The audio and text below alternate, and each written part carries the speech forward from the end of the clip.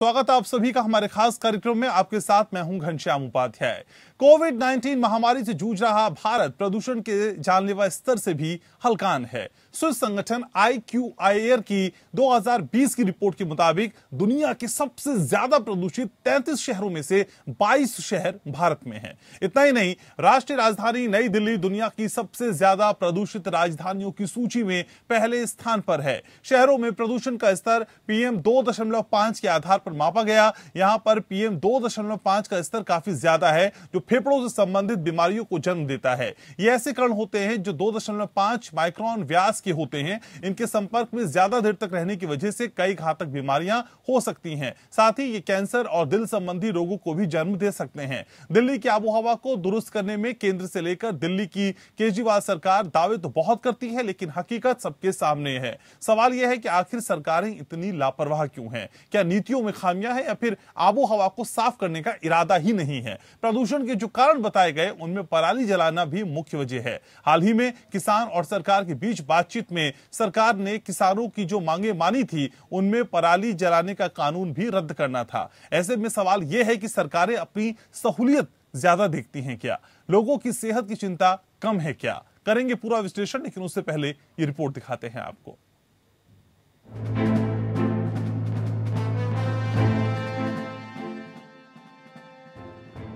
भारत और राजधानी दिल्ली की आबोहवा बेहद जहरीली होती जा रही है। सरकार के तमाम दावों के बावजूद जो हकीकत सामने आई है वो कई सवाल खड़े करती है। दुनिया के सबसे ज्यादा प्रदूषित 33 शहरों में से 22 शहर भारत में हैं। इतना ही नहीं, राष्ट्रीय राजधानी नई दिल्ली दुनिया की सबसे ज्यादा प्रदूषित राजधानियों की सूची में पहले स्थान पर है। ये दावा मंगलवार को जारी वर्ल्ड एयर क्वालिटी रिपोर्ट 2020 में किया गया है। इस रिपोर्ट को स्विस संगठन IQAir ने तैयार किया है। रिपोर्ट में कहा गया है कि दुनिया के सबसे प्रदूषित 30 शहरों में से 22 भारत के हैं। चीन का शिनजियांग शहर दुनिया का सबसे ज्यादा प्रदूषित शहर है। इसके बाद शीर्ष 10 शहरों में से 9 शहर भारत के हैं। दिल्ली के अलावा भारत के दूसरे शहर भी लिस्ट में हैं। इनमें गाजियाबाद, बुलंदशहर, बिसरख, जलालपुर, नोएडा, ग्रेटर नोएडा, कानपुर, लखनऊ, मेरठ, आगरा और मुजफ्फरनगर, भिवाड़ी, फरीदाबाद, जिंद, हिसार, फतेहाबाद, बंदवाड़ी, गुरुग्राम, यमुनानगर, रोहतक, धारूहेड़ा और मुजफ्फरपुर शहर शामिल हैं। दुनिया के सबसे प्रदूषित शहरों की सूची में गाजियाबाद दूसरे स्थान पर है। उसके बाद बुलंदशहर, बिसरख, जलालपुर, नोएडा, ग्रेटर नोएडा, कानपुर, लखनऊ और भिवाड़ी का नंबर आता है। इन शहरों में प्रदूषण का स्तर PM 2.5 के आधार पर मापा गया है। इस रिपोर्ट में कोविड-19 लॉकडाउन के प्रभावों और दुनिया भर में PM 2.5 प्रदूषकों में आए बदलाव को भी बताया गया है। भारत में प्रदूषण की मुख्य वजह परिवहन, भोजन पकाने के लिए ईंधन जलाना, बिजली उत्पादन, उद्योग धंधे, विनिर्माण कार्य, कचरा जलाना और समय समय पर पराली जलाना शामिल है। हालांकि इस रिपोर्ट में यह भी बताया गया है कि साल 2019 के मुकाबले साल 2020 में दिल्ली की वायु गुणवत्ता में सुधार हुआ है। एक रिपोर्ट के मुताबिक भारत में हर साल 12 लाख लोगों की मौत वायु प्रदूषण की वजह से होती है। इसकी वजह से देश की GDP में 3% का नुकसान होता है। जाहिर है प्रदूषण को लेकर नीति और नीयत में कहीं न कहीं खामियां हैं। Bureau report.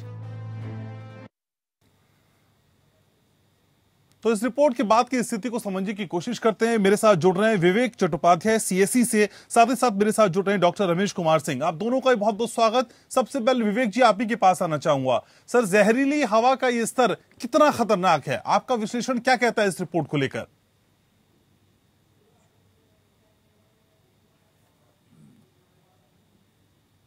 विवेक जी, आप हैं मेरे साथ? चलिए, विवेक जी तक शायद आवाज नहीं जा पा रही। डॉक्टर रमेश कुमार सिंह का रुख करते हैं। डॉक्टर रमेश, इस तरह की स्थिति के बाद कितना जानलेवा खतरा हम सभी पे है इस जहरीली हवा की वजह से?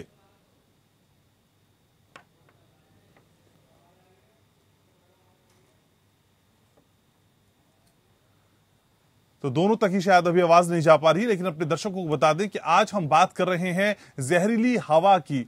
जी हां, जहरीली हवा। कोविड-19 महामारी से हम पहले ही जूझ रहे हैं और अब ये जानलेवा जो प्रदूषण का स्तर है वो आपको डराने के लिए काफी है। स्विस संगठन है IQAir, जी हां, जिसकी 2020 की रिपोर्ट है जो बताती है कि दुनिया के सबसे ज्यादा प्रदूषित 33 शहरों में से, जी हां, तो 33 प्रदूषित शहरों की लिस्ट बनाई गई जिसमें 22 शहर, 33 में से 22 शहर आप यकीन मानिए भारत के हैं। इतना ही नहीं, राष्ट्रीय राजधानी नई दिल्ली दुनिया की सबसे ज्यादा प्रदूषित राजधानियों की सूची में शीर्ष स्थान पर है, पहले स्थान पर है। शहरों में प्रदूषण का स्तर PM 2.5 के आधार पर मापा गया है। यहां पर PM 2.5 का स्तर काफी ज्यादा है, जो फेफड़ों से संबंधित बीमारियों को जन्म देता है। ये ऐसे कण होते हैं जो 2.5 माइक्रोन व्यास के होते हैं। इनके संपर्क में ज्यादा देर तक रहने की वजह से कई घातक बीमारियां हो सकती हैं। साथ ही ये कैंसर और दिल संबंधी रोगों को भी जन्म दे सकते हैं। दिल्ली की आबोहवा को दुरुस्त करने में केंद्र से लेकर दिल्ली की केजरीवाल सरकार दावे तो बहुत करती है, लेकिन हकीकत सभी के सामने है।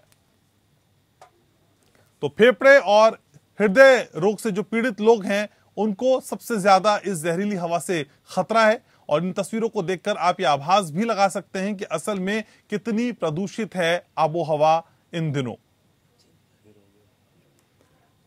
तो एक तरफ कोविड-19 महामारी का प्रकोप और दूसरी तरफ ये बढ़ता हुआ प्रदूषण, जो सिर्फ अब अलार्मिंग सिचुएशन तक सीमित नहीं है, बल्कि ये जानलेवा साबित हो रहा है।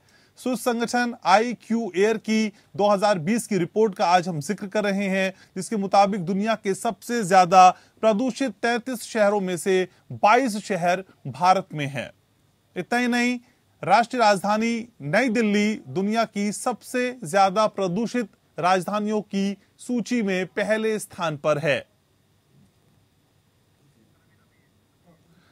डॉक्टर रमेश कुमार सिंह मेरे साथ जुड़ चुके हैं। डॉक्टर रमेश, इस तरह की स्थिति को लेकर आपका आकलन क्या है? अभी जो स्थिति है भारत जैसे विकासशील देशों में, वो बहुत ही भयावह स्थिति है।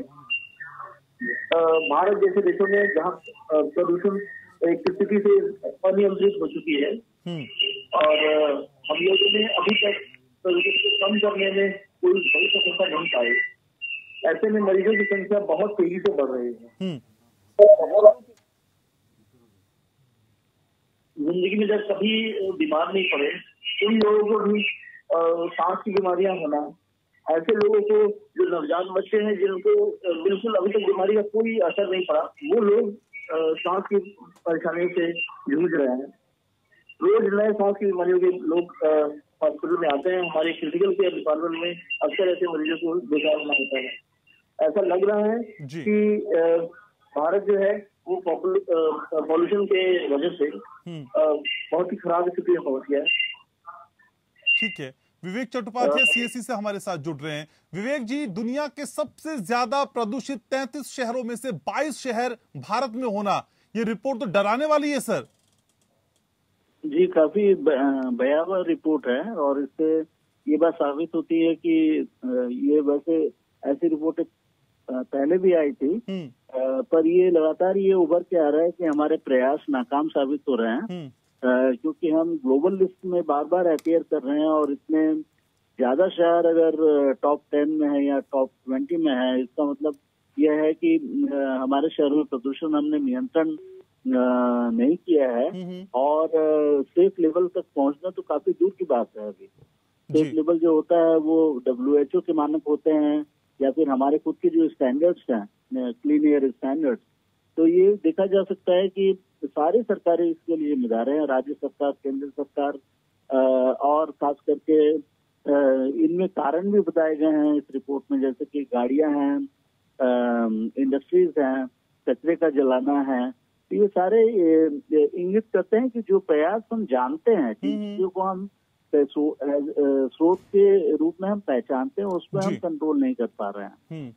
विवेक जी, असल में CSC खुद अपने आप में एक बहुत बड़ी संस्था है जो समय समय पे कई विषयों पर रिपोर्ट पेश करती है, डेटा बताती है। सर, अगर हम IQAir की इस रिपोर्ट की बात करें तो इस तरह की रिपोर्ट बनाने से पहले किस तरह का आधार होता है? ये रिपोर्ट तैयार कैसे की जाती है सर? देखिए, इसमें एयर क्वालिटी डेटा कई शहरों का भी उपलब्ध है। एयर क्वालिटी मॉनिटरिंग काफी पुख्ता हुई है समय के साथ और कई शहरों में मॉनिटरिंग स्टार्ट भी हुई है जहां पहले मॉनिटरिंग नहीं होती थी और नंबर ऑफ स्टेशन की संख्या भी बढ़ी है। ये आंकड़ा केंद्रीय प्रदूषण नियंत्रण बोर्ड प्रतिवर्ष पब्लिश करता है और ये रियल टाइम में भी अवेलेबल है किसी की वेबसाइट में। और तो इस तरह का आंकड़ा और हेल्थ के जो इंडिकेटर्स होते हैं, इन सारी चीजों को लेके इस तरह की रिपोर्ट्स बनाई जाती है। और बेहतर और भी होगा कि लोकल गवर्नमेंट जो है हमारे खुद हेल्थ का इंफॉर्मेशन एकत्रित करें अस्पतालों से, कितने सांस की तकलीफों के मरीज आते हैं या सर्वेस किए जाएं इस तरह के, तो इससे हमारा और लोकल नॉलेज भी डेवलप होगा। परंतु इससे हमारा एक्शन नहीं रुकना चाहिए, क्योंकि हम जितना डिले करेंगे एक अच्छे आंकड़े के लिए या एक अच्छे उसके लिए, हमारे ये इससे सीधा सीधा ताल्लुकात है बीमारियों से, ताल्लुकात है इसका लोगों की मौत से, तो मेरे ख्याल से प्रोडक्टिविटी, इकोनॉमिक लॉस से है। तो मेरे ख्याल से ये वायु प्रदूषण बिल्कुल ही नेगलेक्ट नहीं किया जा सकता। डॉक्टर रमेश जी मेरे साथ है। डॉक्टर रमेश, एक रिपोर्ट बताती है कि हर साल 12 लाख लोगों की मौत वायु प्रदूषण की वजह से होती है। सर, इन दिनों जब एयर क्वालिटी इतनी खराब है तो किस तरह के पेशेंट्स आपके पास आते हैं? सामान्यतः उनको कौन कौन सी दिक्कतें हो रही हैं इस प्रदूषण की वजह से? प्रदूषण की वजह से एलर्जी की समस्या बहुत ज्यादा है।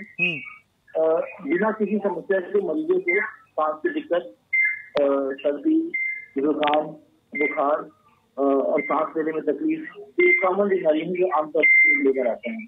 तो कहते हैं कि अभी हमने एक हफ्ते पहले या 15 दिन पहले हमने एंटीबायोटिक लिए हैं, एलर्जी का कोर्स किया है, और फिर से लेके 15 दिन के अंदर दोबारा सांस की दिक्कत हो जाती है, या दोबारा जो सर्दी है या जुकाम है शुरू हो जाता है और लोगों को फिर से एंटीबायोटिक लेनी पड़ती है या एंटी एलर्जी दवाई लेनी पड़ती है। आखिर ये एंटी एलर्जी दवाइयों का इतना ज्यादा इस्तेमाल करने का वजह क्या है? वायु में व्याप्त इतने सारे प्रदूषण फैल रहे हैं कि जो नॉर्मल इंसान भी हैं उनको भी एलर्जी की समस्या का विचार करना पड़ता है।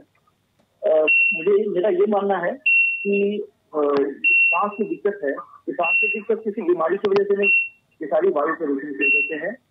या सिंपल भाषा में कहूँ तो वायु प्रदूषण जो अभी के समय में जिस तरीके से दिल्ली में सारे तरह से फैक्ट्रियों को रोक लगाया जा चुका है, तो कोई भी ऐसे वायु प्रदूषण पैदा करने वाली फैक्ट्रियां नहीं चल रही हैं या बहुत ही कम मात्रा में चल रही हैं। तो ऐसे समय में मुझे लग रहा है सिर्फ गाड़ियों से होने वाली प्रदूषण या व्हीकल पॉल्यूशन की वजह से ही ये सारा जिम्मेदार मुझे लग रहा है जी। तो सरकार को कोशिश करनी चाहिए कि व्हीकल जो पॉल्यूशन हो रहे हैं हाइड्रोकार्बन के जलने की वजह से, पेट्रोल और डीजल के जलने की वजह से, उसको कम से कम करने की प्रयास करना चाहिए। जी, ठीक है।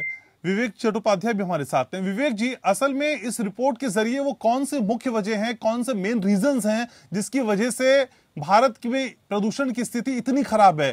पराली जलाने को लेकर भी कई बार सवाल उठते रहे हैं, मंथन होता रहा है, क्या ये भी एक मुख्य वजह हो सकती है सर? देखिए, इसमें हमें समझना होगा कि कुछ स्रोत वायु प्रदूषण के ऐसे हैं जो साल भर बने रहते हैं, जिसमें गाड़ियां हैं, आपकी हर जगह हैं, इंडस्ट्रीज हैं वो ऑपरेट करती रहती हैं, पावर प्लांट है उनका प्रदूषण लगातार होता रहता है। पराली का जलना एक समय के दौरान होता है, तो एक एपिसोडिक या एक आप कह सकते हैं कि कुछ समय के लिए कुछ चुनौतियां, कुछ चीजें लगातार बनी होती है। तो कुछ स्रोत जो लगातार बने हैं हमारे साथ, उनमें जीवाश्म ईंधन का उपयोग होता है, कोयला है, फर्नेस ऑयल है, फ्यूल ऑयल है, कई तरह के पॉल्यूटिंग फ्यूल्स का भी इस्तेमाल किया जाता है। वैसे प्राकृतिक गैस का भी उपयोग बढ़ रहा है, परंतु उस हिसाब से नहीं है जिस हिसाब से होना चाहिए। और एलपीजी का उपयोग चूंकि डोमेस्टिक सेक्टर में बढ़ा है, परंतु उसकी सप्लाई और उसकी निरंतरता हमें इंश्योर करनी होगी ताकि हर सोशियो इकोनॉमिक लेवल में वो पहुंच सके, क्योंकि इंडोर एयर पॉल्यूशन भी एक बहुत बड़ी समस्या है जिसमें कई लोगों की जाने जाती हैं। तो इस तरह से देखा जाए तो, और गार्बेज बर्निंग एक बहुत बड़ी समस्या है, कूड़े का जलाना, क्योंकि कूड़े का निस्तारण व्यवस्था जो है वो सिर्फ हम कूड़े वाले को छोड़ देते हैं, वो सही नहीं है। हमें सेग्रीगेशन और इसका जो प्रॉपर जो इसका उपयोग होना चाहिए या इसका रिसाइकल रीयूज, इसकी पॉलिसी भी हमें लानी होगी, ताकि हर क्षेत्र में हमें इस तरह से काम करना होगा, तब जाके ही हम वायु प्रदूषण में नियंत्रण ला सकते हैं। ठीक है। तो डॉक्टर रमेश, इस प्रदूषण से असल में कौन से आयु वर्ग के लोग ज्यादा प्रभावित हो रहे हैं सर? बच्चे हो रहे हैं, जवान हो रहे हैं, या बुजुर्गों को ज्यादा तकलीफ हो रही है? ज्यादा जो इस बीमारी से प्रदूषण सबसे ज्यादा जो लोगों को इफेक्ट हो रहा है वो है बुजुर्ग। इनको बार बार हॉस्पिटल आना पड़ता है। बच्चों में ये समस्या थोड़ा उतना ज्यादा नहीं है, वो जल्दी सुधार हो जाता है, और बुजुर्ग की समस्या का निदान बहुत बार बार हॉस्पिटल आना पड़ता है, बार बार दवाइयाँ देनी पड़ती है। वो ठीक होते हैं लेकिन दोबारा दवाइयों की जरूरत लगातार पड़ती रहती है। जी, तो डॉक्टर साहब ये भी बताइए कि असल में जब प्रदूषण इतना ज्यादा है, माहौल इतना ज्यादा खराब हो रहा है, तो ऐसे में एहतियात कैसे बरतें? लोग जॉगिंग के लिए भी जाते हैं, शाम की भी सैर करते हैं, ऐसे में किस तरह के एहतियात हो जिनको बरतना जरूरी है जब तक प्रदूषण कम नहीं होता? बुजुर्गों के लिए डॉक्टरी सलाह ये है कि वो अर्ली मॉर्निंग सुबह जब सुबह 7 बजे से 6 बजे के दौरान, जब वातावरण में लोग गाड़ियां निकालते नहीं है बाहर और प्रदूषण कम थोड़ा ज्यादा कम रहता है, उस समय पे वो बाहर निकलने टहलने के लिए निकले। शाम के समय जब प्रदूषण का असर ज्यादा होता है उस समय उन्हें कोशिश करनी चाहिए कि घर के अंदर ही अपना टहलने का करने का कोशिश करें, बाहर निकलने की कोशिश ना करें। प्रदूषण का असर जैसे जैसे रात में घटता है, देर रात चाहे तो घर से बाहर निकल के छतों पर टहल सकते हैं, लेकिन रोड के आसपास चलना ये खतरे से खाली नहीं है। जी ठीक है विवेक जी, असल में जो हम बात कर रहे हैं जिसकी, सर देश की जीडीपी में भी 3% का नुकसान इस पोल्यूशन से होता है, यानी इसका असर बहुत सर्वव्यापी है। सर ऐसे में आपको क्या लगता है कि किस तरीके से इससे बचा जा सकता है? क्या जो प्रदूषण को लेकर नीतियां हमारी हैं उसमें फेरबदल की गुंजाइश दिखाई देती है? उन्हें बदलने का प्रयास करना होगा सर। जी, हमें ये समझना होगा कि जीडीपी में जो नुकसान हो रहा है हमारा जी, ये ये इकोनॉमिक मेजर कॉस्ट है जो कि हम अपने लोगों के ऊपर थोप रहे हैं, क्योंकि ये देखा जाए तो हेल्थ कॉस्ट है, इंडिविजुअल हेल्थ कॉस्ट है, एक व्यक्ति का अपने इलाज के लिए खर्च करना, और ये इलाज भी इसका कई मामलों में संभव नहीं हो पाता है। कैंसर है, कई चीजें हैं, और आपकी day to day productivity loss जो हो रही है वो भी आपकी एक बहुत बड़े लॉस है देखा जाए तो परंतु जो मिटिगेशन होता है, यानी इसको कंट्रोल करने के लिए जो आप इन्वेस्टमेंट करते हैं वो जीडीपी का एक बहुत कम हिस्सा है। तो इसलिए मिटिगेशन आपको ज्यादा लॉन्ग टर्म बेनिफिट देगा, शॉर्ट टर्म बेनिफिट देगा। इसलिए हमें ये भी सोचना चाहिए कि हमें आज इन्वेस्टमेंट में इसके ऊपर कमी लानी चाहिए कि वायु प्रदूषण के जो कंट्रोल के उपाय हैं उन्हें हम इम्प्लीमेंट करें। इसलिए स्टैंडर्ड एमिशन स्टैंडर्ड सारे सेक्टर्स में हमें पुख्ता करने होंगे। जैसे पावर प्लांट्स हैं, उनके स्टैंडर्ड्स इम्प्लीमेंट नहीं हो रहे, कई साल हो गए, उसमें देरी की जा रही है। इंडस्ट्रीज के स्टैंडर्ड्स आप देखें कि इम्प्लीमेंट प्रॉपर्ली नहीं होते या उनकी मॉनिटरिंग नहीं होती है। गाड़ियों में अब जाके BS6 स्टैंडर्ड आया है, परंतु हमारे पास पुरानी गाड़ियों का बहुत बड़ा काफी संख्या में है। ऐसे कई क्षेत्र हैं। गार्बेज बर्निंग काफी रैम्पेंट है कई छोटे शहरों में, क्योंकि वहाँ कूड़ा प्रबंधन की सिस्टम नहीं बनाया गया है। तो मेरे ख्याल से ये जो इन्वेस्टमेंट आज की तारीख में हमें करना जरूरी है ताकि सोसाइटी को इसका बेनिफिट आज की तारीख में मिले और लॉन्ग टर्म में इसके क्यूमुलेटिव बेनिफिट होते हैं, यानी बेनिफिट जुड़ते जाते हैं इससे, और हेल्थ कॉस्ट जो होता है वो एक्चुअली कम होता है और जीडीपी में ज्यादा ग्रोथ हो पाएगा इस। Sir automatic air quality monitoring system ये कितने जरूरी हो जाते हैं जब हम इस तरह के हालात अपने आसपास देखते हैं? मॉनिटरिंग कितनी जरूरी है सर? मॉनिटरिंग काफी जरूरी है। अगर हम मॉनिटरिंग नहीं करेंगे तो हम समस्या को जान भी नहीं पाएंगे। कई शहर ऐसे हैं जहाँ मॉनिटरिंग स्टेशन नहीं है अभी, तो उन शहरों में मॉनिटरिंग स्टेशन की स्थापना काफी जरूरी है। और दूसरा, अगर मॉनिटरिंग स्टेशन कम है तो हमें कई टेक्नोलॉजिकल एडवांसेस का उपयोग करना होगा, जैसे सैटेलाइट बेस्ड मैपिंग या monitoring of polluted hot spot. तो कई एरियाज जो सैटेलाइट के थ्रू भी देखे जा सकते हैं सेंसर्स के द्वारा कि ज्यादा पॉल्यूटेड है और किस लिए पॉल्यूटेड है। तो मेरे ख्याल से टेक्नोलॉजी का उपयोग काफी जरूरी है। रियल टाइम डेटा से फायदा ये होता है कि आप एयर क्वालिटी इंडेक्स बना सकते हैं, यानी डे टू डे आप वार्निंग दे सकते हैं कि अगर एयर क्वालिटी किसी एरिया की खराब है तो लोगों को एहतियात के लिए वहाँ वो नहीं जाएंगे, जो जनता प्रभावित है वो वहाँ नहीं जाएगी, प्रिकॉशंस लेगी। और टाइमली एक्शन लेने के लिए अथॉरिटीज को एक रिमाइंडर जाएगा कि इन एरियाज में प्रदूषण ज्यादा है तो आप एक्शन लें। और इसके द्वारा फोरकास्टिंग सिस्टम भी किया जा सकता है। जैसे मौसम के ऊपर फोरकास्टिंग सिस्टम है हमारा कि 2 दिन में बारिश होने वाली है या मौसम खराब होने वाला है या अच्छा होने वाला है। सिमिलरली एयर क्वालिटी के ऊपर भी फोरकास्टिंग सिस्टम इंस्टॉल किया जा सकता है। तो ये सारे फायदे हैं। ठीक है, तो डॉक्टर रमेश देखिए, बाहर प्रदूषण ज्यादा है, वायु की जो स्थिति है वो खराब हो रही है, लेकिन घर से बाहर निकलना भी जरूरी है, आप घर में नहीं रह सकते। सर, ऐसे में इस तरह के माहौल से मुकाबला करने के लिए इम्यूनिटी पावर को किस तरह से स्ट्रॉन्ग किया जा सकता है, खासकर जब एयर पॉल्यूशन इस लेवल पे बढ़ गया हो? खान पान में किन चीजों को शुमार करें सर, जिससे हमारी प्रतिरोधक क्षमता में बढ़ोतरी हो सके? देखिए, प्रतिरोधक क्षमता से इम्यूनिटी को मजबूत करने के लिए हमारे पास बहुत सारे ऐसी सब्जियां हैं जो हम अपने खाने में प्रयोग कर सकते हैं, जिसके साथ हमारे शरीर के अंदर भी धीरे धीरे मिल सकती है। जैसे विटामिन सी जिसकी है, विटामिन डी है, जैसे आप लेमन, सिट्रस फ्रूट, ये सबके आमला, इन सबके यूज करके अपने खाने में विटामिन सी की मात्रा को बढ़ा सकते हैं। और ये विटामिन सी की मात्रा अगर खाने में बढ़ती है तो धीरे धीरे हमारे बॉडी के अंदर इम्यूनिटी पावर बढ़ती है। जी, लेकिन डॉक्टर साहब, कई बार हमने देखा है सारी स्थितियों को जानते हुए भी हम इग्नोर कर देते हैं। सर, ये लापरवाही वाला रवैया कितना खतरनाक होता है असल में? देखिए, जिस तरह से के अंदर सोशल किस तरह से और इन चीजों के प्रचार कर रहा है, इन बीमारियों से हमारे घर परिवार के अंदर प्रॉब्लम बढ़ रहे हैं। हॉस्पिटलाइजेशन का और डॉक्टर के यहाँ विजिट करने की एपिसोड है वो बढ़ रहे हैं। तो हमें लगता है कि धीरे धीरे करके परिवारों को भी समझ में आने लगा है कि अब हमें अगर या तो हॉस्पिटल से बचना है या फिर हॉस्पिटल में खर्च करना है। तो ये भी समझ रहे हैं कि अगर हमें हॉस्पिटल में कम जाना है तो हमें अपने ऐसे पारंपरिक चीजों के ऊपर, खाने की चीजों के ऊपर शिफ्ट करना पड़ेगा, स्विच ओवर करना पड़ेगा, जिससे बीमारियां कम हो।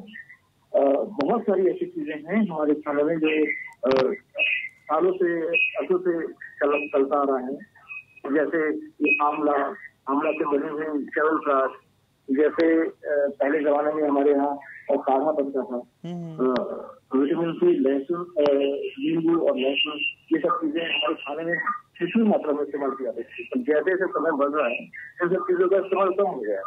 हम लोग दवाओं की तरफ ज्यादा आकर्षित हो रहे थे, क्योंकि मल्टीनेशनल कंपनी इतनी ज्यादा 50% करती हैं कि दवाएं ही प्रिस्क्राइब की जाती है हॉस्पिटल में। लोगों को ये नहीं समझाया जाता है, पर लोगों को पारंपरिक चीजों के ऊपर स्विच ओवर करना पड़ेगा और इस तरह से हम अपनी बीमारियों को बचा सकते हैं, हॉस्पिटल के विजिट को बचा सकते हैं। जी, ठीक है, हमारे साथ विवेक जी भी हैं। विवेक जी, बातें बहुत होती है, मंथन बहुत होता है, बड़े बड़े सेमिनार्स भी होते हैं, इतनी कवायद के बावजूद भी अगर स्थिति नहीं बदलती तो कौन जिम्मेदार है सर? हमें ये जिम्मेदारी आगे बढ़ के उठानी होगी।